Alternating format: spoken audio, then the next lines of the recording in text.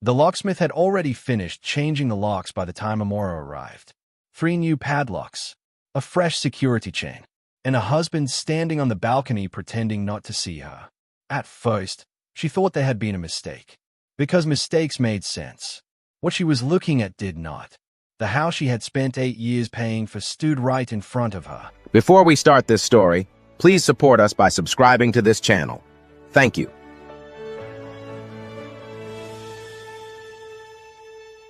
The house whose foundation she personally supervised. The house whose roofing sheet she negotiated for under the scorching Enugu sun. And yet the man she called her husband was watching another man lock her out of it. Emeka. Her voice echoed through the compound. Neighbors began appearing at their windows. A woman carrying vegetables stopped walking. Even the locksmith looked uncomfortable. But Emeka never came downstairs. Instead, he leaned on the balcony rail and shouted words that would change everything. "You don't live here anymore." Silence.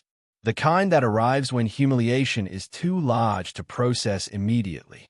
Amara stared at him, certain she had heard wrong. "What did you say?" "I said leave." His voice was calm, too calm, the voice of a man who believed the battle had already been won. Then a younger woman appeared beside him.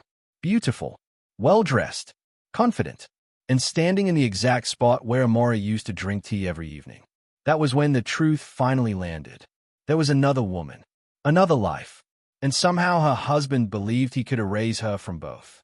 What Emeka did not know was that while he had spent months planning how to remove her from the house, he had forgotten one document, one signature, one piece of paper sitting inside a government registry office, because the land beneath that beautiful house carried only one name, and it wasn't his. At that moment, standing outside her own gate with neighbors watching her humiliation unfold in real time, Amara made a decision. She would walk away, for now, because sometimes the fastest way to destroy a lie is to let the liar believe it. 8 years earlier, none of this seemed possible. If someone had told Amara that one day her own husband would lock her out of the house they built together, she would have laughed. Not because she was naive, because she trusted him completely. Back then, Emeka was the safest person she knew. They met at a church leadership conference in Enugu. Nothing dramatic. No love at first sight. No movie-style moment. Just 2 strangers who happened to sit beside each other during a workshop. At lunch, they talked. Then they kept talking. And somehow the conversation never seemed to end. Emeka had a gift. He made people feel important. When he spoke to you, it felt like you were the only person in the room. He remembered details. Tiny details. The kind most people forget. The name of Amara's secondary school. The story about her father teaching mathematics in a village school. The fact that she hated papaw but loved mangoes. Those things mattered. Because trust rarely arrives through grand gestures. It arrives through consistency. Through attention. Through someone making you feel seen. For months, Emeka pursued her carefully. Not aggressively. Patiently. Every morning there was a text message. Every evening there was a phone call. When her mother was hospitalized for malaria complications, he spent 3 nights sleeping on a plastic chair in the hospital corridor. He wasn't family. He wasn't obligated. He simply showed up. And showing up is powerful, especially for people who have spent most of their lives carrying burdens alone. Amara had always been responsible. The oldest child.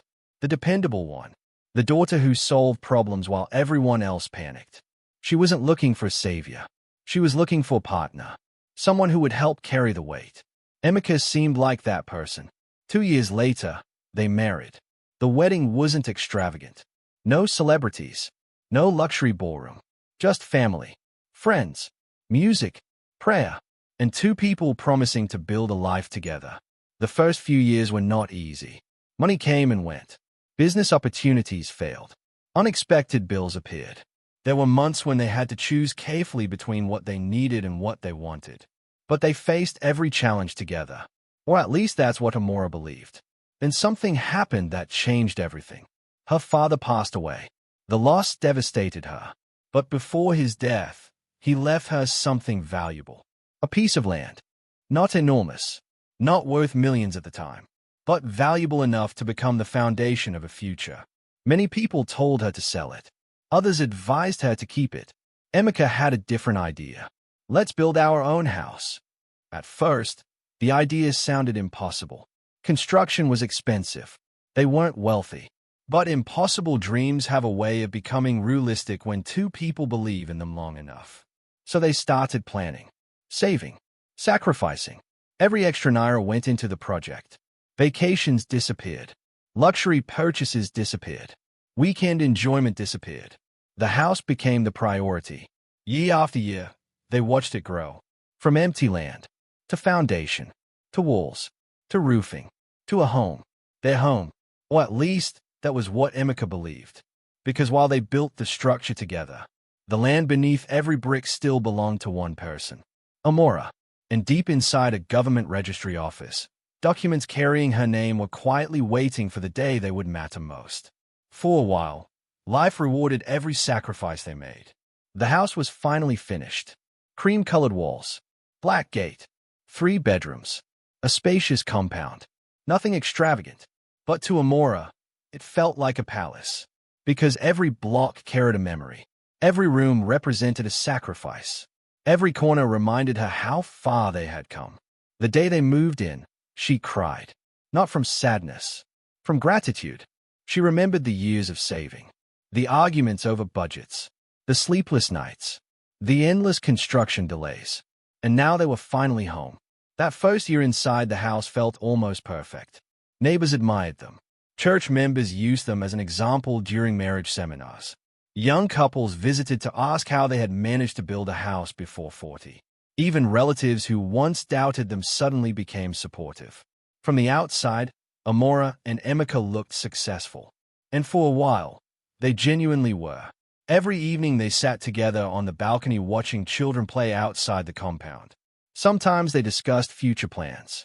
A second property, a business expansion, children, retirement. The conversations always ended the same way. With certainty, with confidence, with the belief that tomorrow would be even better than today. That belief became dangerous, because people rarely prepare for betrayal while they are happy. The first warning signs appeared quietly, so quietly that Amara almost missed them. Emeka started coming home later. At first, there was always a reasonable explanation. Traffic, business meetings, client dinners, unexpected appointments. Nothing suspicious on its own. Nothing that justified concern. Then came the phone calls. Calls he suddenly needed to take outside. Calls that ended the moment she entered the room. Calls followed by strange excuses. Again, nothing dramatic. Just small changes. Tiny cracks. Hairline fractures inside a marriage that still looked perfect from the outside. When Amara asked questions, Emeka laughed them off. You worry too much. And she believed him, because trust makes people ignore things they would immediately notice in strangers. Weeks became months. The distance between them grew. Not physical distance, emotional distance. The kind that arrives long before relationships collapse. Conversations became shorter. Affection became routine. Laughter became rare. But the strangest part wasn't what Emeka was doing. It was what he stopped doing. He stopped talking about the future. The man who once planned everything suddenly avoided every conversation about tomorrow. No discussions about investments. No discussions about expansion. No discussions about long-term goals. Every time Amara mentioned the future, he changed the subject. At the time, she thought he was stressed, busy, overwhelmed. She never imagined the truth. Because while she was still building a future with her husband had already started building a future without her. And somewhere inside that future, there was another woman. The scandal began on a Tuesday. A completely ordinary Tuesday. The kind of day that never warns you before it changes your life. Amara left work around 4:30 p.m. Traffic was unusually light. She even smiled during the drive home. For the first time in weeks, she and Emeka had planned to eat dinner together. Nothing special. Just dinner. Something they hadn't done properly in a long time. But the moment she turned into their street, something felt wrong. A small crowd had gathered near her gate. Neighbors, street vendors, children pretending not to stay. Everyone watching something. Or someone. As she got closer, her stomach tightened. A locksmith was standing outside the compound. Tools scattered beside him. fresh metal locks lying on the ground, and hanging from the gate were brand new chains. At first, Amara thought she had entered the wrong street. Then she saw her car parked exactly where she had left it that morning. No, this was her house, her gate, her compound, her life. What's going on? Nobody answered. People exchanged uncomfortable looks. The locksmith lowered his eyes. Then Amara heard a familiar voice. "You're back earlier than I expected." She looked up, and there he was, Emeka, standing on the balcony, calm, relaxed, almost amused, as if this entire situation had already been rehearsed. "Open the gate." Her voice sounded stronger than she felt. Emeka didn't move. "Open the gate, Emeka." Still nothing. Then he said something that made the entire street go silent. "You don't live here anymore." The words hit harder than a slap. For a second, Amara genuinely believed she had misheard him. "What?" "I said leave." The crowd froze. Even the children stopped whispering. Because public humiliation has a different kind of cruelty. Private betrayal hurts. Public betrayal performs. And Emeka was performing. Then the balcony door opened. A woman stepped outside. Young, elegant, beautiful. The same woman whose name Amara had seen flash briefly on his phone months earlier. The same woman he claimed was a client. A business associate. A misunderstanding. Now she was standing inside Amara's house, wearing Amara's slippers, holding a cup that belonged to Amara, smiling like she belonged there. The realization landed all at once. The late nights, the secret calls, the emotional distance, the missing future plans. It had all been leading here. The woman moved beside Emeka, comfortably, confidently, as though she had already won. And judging by the expression on Emeka's face, he believed she had. "You're embarrassing yourself," he called down. "Take your things and go." "Take your things." Amara almost laughed. Everything she owned was already inside the house. Her clothes, her documents, her jewelry, photographs, memories, years of her life, locked behind a gate she could no longer open. Then Emeka delivered the sentence that revealed what he was really thinking. "This house belongs to me now." The crowd murmured. Amara stared at him, not because she was shocked, because she suddenly understood something. Emeka actually believed that. He genuinely believed the house belonged to him. He had spent so much time planning her removal that he had forgotten one very important detail. Not the house, the land. Because houses can be occupied, locks can be changed, gates can be closed, but land ownership lives on paper. And every paper connected to that property carried exactly one name. Amara's. At that moment, standing outside her own gate while neighbors watched her marriage collapse in public. Something inside her changed. She could have screamed, argued, begged. Instead, she did something far more dangerous. She smiled. A small smile. Barely noticeable. The smile of someone who had just realized the person trying to destroy them had made a very expensive mistake. Then she turned around, walked back to her car, and drove away, leaving everyone confused, including Emeka, because what he didn't know was that the real battle hadn't started yet. The first night was the hardest, not because Amara had nowhere to sleep. Her younger sister insisted she stay with her, not because she was hungry. She wasn't. Not because she was afraid. That feeling had already disappeared. The hardest part was understanding how long the betrayal had actually been happening. Because pain changes when you discover it wasn't sudden. When you realize it was planned, calculated, built carefully over time. Around midnight, Amara sat alone in the guest room scrolling through old messages. Years of conversations. Thousands of words. Promises. Dreams. Plans. Looking back, the signs were everywhere. The unexplained expenses. The late-night meetings. The secretive phone calls. The weekends he suddenly became unavailable. She had seen them all, but trust had translated every warning into an excuse. Then her phone buzzed. Unknown number. At first she ignored it. A minute later another message arrived. Then another. Finally she opened it. The sender had attached photographs. Photographs of Emeka and the woman. Together. Not recently. Months ago. Vacation photos. Restaurant photos. Family gatherings. Pictures taken long before the locks were changed. Long before the public humiliation. Long before he claimed the relationship was over, Amara felt her stomach tighten, not because she was jealous, because of the dates, the timestamps, the evidence. The affair had been happening for nearly 2 years. 2 years.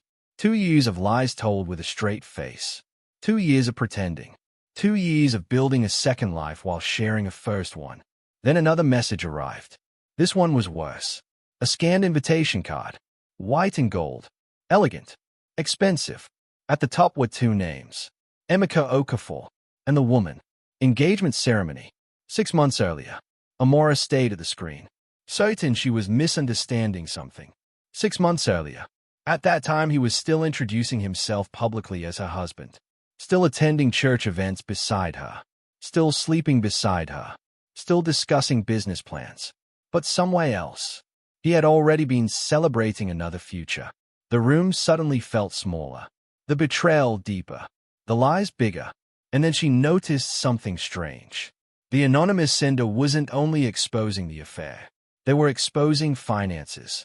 Attached to the final message was a photograph of a document. A mortgage application. The address immediately caught her attention. It was her address. Her house. The house built on her father's land. And listed beneath primary property owner was a name that made her stop breathing for a second. Not Emeka. Not the other woman. Amara. The application had been rejected. Reason: ownership records inconsistent with applicant information. Amara read it twice. Then 3 times. Suddenly, everything made sense. The locks. The confidence. The arrogance. Emeka genuinely believed possession was enough. He thought occupying the house meant owning it. But somewhere inside a government office, official records had already refused to cooperate with his story. For the first time since leaving the gate, Amara felt something she hadn't felt all day. Not sadness. Not anger. Hope. Because documents don't care about emotions. They don't care about manipulation. They don't care about who is shouting the loudest. Documents only care about facts. And the facts were about to become Emeka's biggest problem. That night, while the man who locked her out slept peacefully in a house he believed was his, Amara opened a folder she had not touched in years. Inside were land records, survey documents, transfer certificates, government approvals, and every single one carried the same name. Her name. By sunrise, she had stopped thinking like a victim and started thinking like an owner. Because there is a dangerous moment in every betrayal. The moment the person you tried to destroy realizes they still hold the evidence. And Emeka was about to learn exactly what that felt like. The old Amara would have cried. The new Amara bought a notebook. Then she started writing. Dates, transactions, property records, phone logs, every fact she could remember. Because emotions fade. Evidence doesn't. For 3 days, she told almost nobody what she was planning. Even her sister thought she was still recovering, still grieving, still trying to process the humiliation. That was exactly what Amara wanted everyone to believe, including Emeka, especially Emeka, because people become careless when they think they've already won. On the 4th day, she visited a lawyer, not a flashy lawyer, not the kind who advertised on billboards. An older woman named Barrister Nena, quiet, sharp, patient, the kind of lawyer who spent more time listening than talking. Amara arrived carrying a large folder. By the time she finished explaining everything, nearly 2 hours had passed. The barrister leaned back in her chair, then asked a single question. Whose name is on the certificate of occupancy? Mine. The lawyer smiled. For the first time all afternoon. Good. Just one word. But it felt like oxygen. Then they started reviewing the documents. Land transfer papers, survey plans, tax receipts, construction approvals, everything, page after page, document after document. And the deeper they looked, the worse things became for Emeka. Because the house wasn't the only problem. The lawyer discovered something strange. Several utility accounts connected to the property had recently been modified. New signatures, new declarations, new ownership claims. Documents that appeared designed to create the illusion that Emeka controlled the property. Did you authorize any of these changes? The lawyer asked. No. Did you sign any of these forms? No. The barrister nodded slowly. Then came the sentence that changed the entire case. Someone may have committed document fraud. The room went quiet. Amara felt a chill run through her body. Because this was no longer about an affair. No longer about another woman. No longer about a failed marriage. Now there were records, signatures, legal consequences, and legal consequences leave footprints.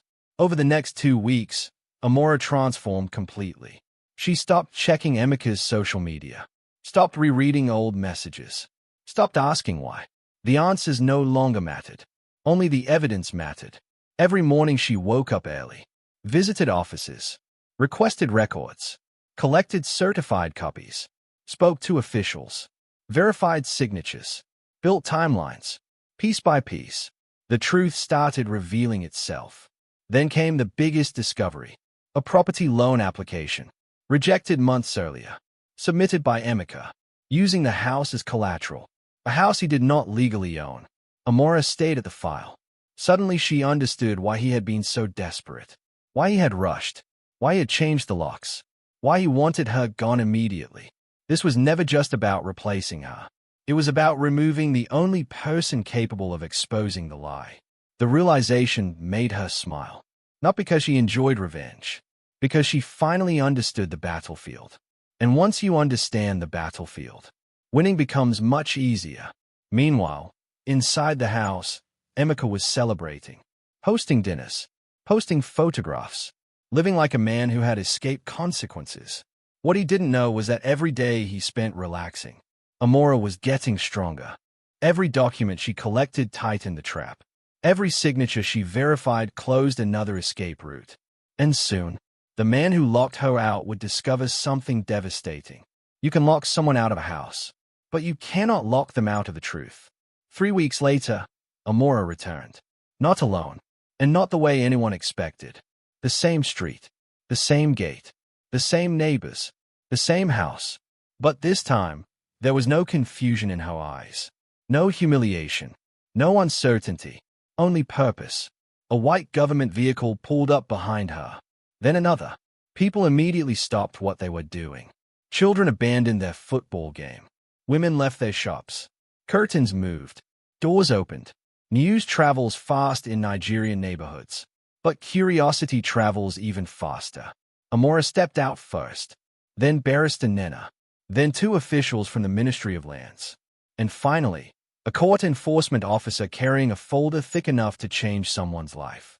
The whispers started instantly. Isn't that the woman who was thrown out? What is happening? Why are government people here? Inside the compound, Emeka was sitting on the balcony drinking tea, laughing with the other woman, completely relaxed, until he saw the vehicles. The smile disappeared immediately. Amara noticed, and for the first time since the day he humiliated her publicly, she felt nothing. No anger, no sadness, no desire for revenge, just clarity. The enforcement officer walked to the gate, knocked once, then twice. A few moments later, Emeka appeared. His confidence returned the second he saw Amara. A mistake. A very expensive mistake. You again, he said. The neighbors listened carefully. Nobody wanted to miss a single word. You really need to move on. Amara said nothing. Instead, Barrister Nena handed the officer a document. The officer opened it slowly, then looked directly at Emeka. Are you Mr. Emeka Okafor? Yes. The officer nodded, then spoke loudly enough for everyone to hear. You are currently occupying a property registered under another person's ownership. The entire street became silent. Emeka laughed, actually laughed, as if the situation was ridiculous, as if everyone else had missed the joke. What are you talking about? This is my house. The officer didn't argue, didn't debate, didn't raise his voice. He simply opened the file, then removed certified land records, government-stamped documents, survey plans, ownership certificates, every page carrying the same name. Amara Okafor, not Emeka, not the new woman. Amara. The laughter vanished. For the first time, genuine fear appeared on Emeka's face. The kind of fear that arrives when facts enter a conversation. The kind of fear lies cannot negotiate with. This must be a mistake. The officer shook his head. It is not. Then he handed him another document. A court order. Emeka's hands trembled slightly as he read. Around him, neighbors exchanged shocked glances. Because everyone remembered. Everyone remembered the day Amara stood outside the gate. Everyone remembered the humiliation. And now they were watching the story reverse itself. Then came the moment nobody expected. The other woman stepped forward. What does this mean? Nobody answered immediately, because everyone already knew. It meant the house she thought was secure was never his to give. It meant the future she thought she inherited was built on a lie. It meant the man she trusted had been lying to everyone, including her. The color drained from her face. She looked at Emeka, waiting, praying, hoping for an explanation. But explanations require truth. And Emeka had run out of truth. The silence that followed felt endless. Then the enforcement officer spoke. Mr. Okafor, you have 7 days to vacate the property. And just like that, the man who once locked Amara out of her own home was officially being ordered out of it himself. At first, Emeka tried to act confident, even after the officials left, even after the court order, even after half the neighborhood watched him get publicly corrected by government records. He kept repeating the same sentence. It's just a misunderstanding. But misunderstandings don't come with certified documents. And they certainly don't come with eviction orders. The first person to stop believing him was the woman standing beside him. For months, she had trusted everything he told her. That the house belonged to him. That the marriage was already over. That Amara was bitter. That the property dispute was meaningless. Now she wasn't so sure. That evening she started asking questions. Real questions. Questions Emeka wasn't prepared for. Why is her name on every document? Why didn't you tell me about the court case? Did you lie about owning the house? At first he became defensive, then angry, then silent, because every answer created 2 new problems, and every lie required another lie to protect it. Over the next few days, things became worse. Much worse. The woman started investigating for herself. She spoke to neighbors, friends, people Emeka assumed would never talk, people who remembered everything, including the years Amara spent supervising construction, including the fact that everyone knew the land came from her family. The story Emeka had carefully built began collapsing from every direction. Then came the second disaster. The bank. A loan officer contacted him regarding a previous application. The same application he submitted using the property as collateral. The same application built on ownership claims he couldn't prove. Now additional documents were being requested. Documents he didn't have. Documents that didn't exist. Within days, the application was officially flagged. Questions followed. Then scrutiny. Then attention. And attention is dangerous when your life depends on people not looking too closely. Meanwhile, Amara remained silent. No interviews. No public arguments. No social media posts. Nothing. That silence frustrated Emeka more than any revenge ever could. Because he expected a fight. Expected drama. Expected emotions. Instead, she let the facts do the talking. And facts were winning. Then another problem surfaced. Outstanding debts. Bills. Financial commitments connected to a lifestyle Emeka could no longer maintain. The pressure started showing. Friends noticed. Business associates noticed. Even church members noticed. The confident man who once walked into every room like he owned it suddenly looked exhausted. Distracted. Nervous. Then came the final blow. The other woman packed her things. No shouting. No dramatic scene. No final argument. Just suitcases, boxes, and disappointment. She stood near the doorway and looked at him one last time. Was any of it true? Emeka opened his mouth, then closed it again, because he genuinely didn't know which version of himself she was talking about. The successful man, the homeowner, the future husband, the victim, the businessman. Every identity he created was falling apart at the same time. She left before sunset, and for the first time in years, the house became completely quiet. No laughter, no visitors, no celebrations, just silence. The same silence Amara had lived with for months. Only now it belonged to him.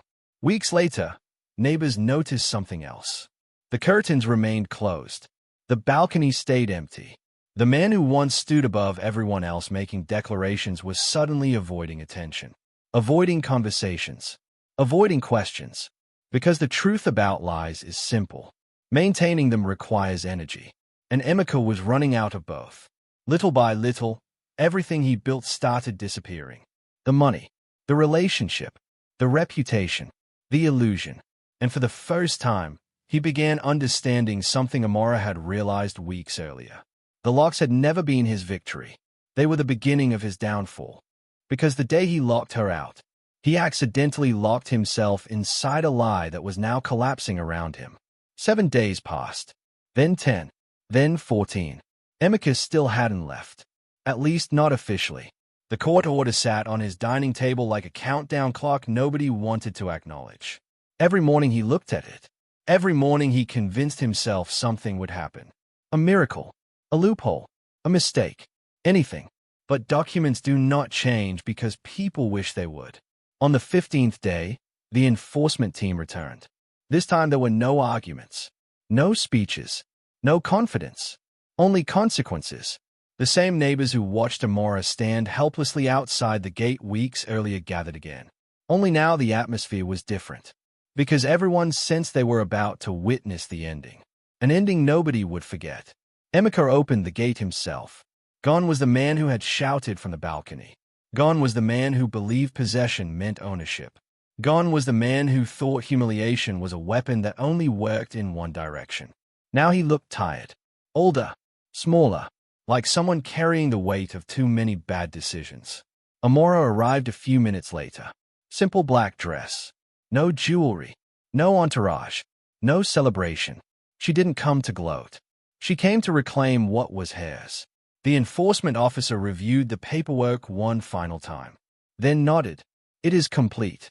Those 3 words hit harder than any insult, because they meant the fight was over.